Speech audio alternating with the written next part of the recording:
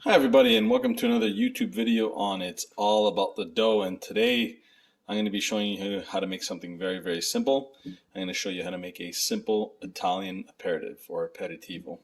And you really only need a few ingredients, and the beauty of this, it's easy to make and it's a nice and smooth, and it's a nice easy drink to have just before, a dinner or something like that.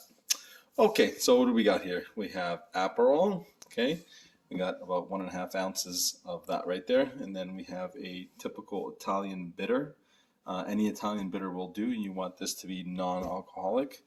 Okay, and I got some lemon here sliced up, and we got a glass full of cold ice. All right, so first thing you want to do is you want to pour your Italian bitter into the glass, just like that.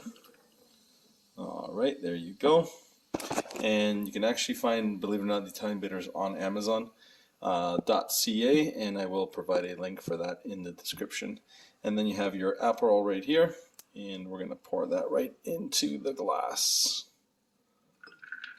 Okay, and then we're going to take one of our freshly sliced lemon squeezes here, and you're just going to give it a nice squeeze inside there, just a little bit, not too much.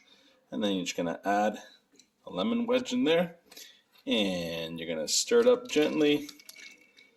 Okay, and basically there you have it. There is your simple Italian aperitivo. Okay, so Aperol, a little bit of Italian bitter, a lemon wedge, little squeeze, and you're good to go. Cheers. I do not endorse and drink responsibly.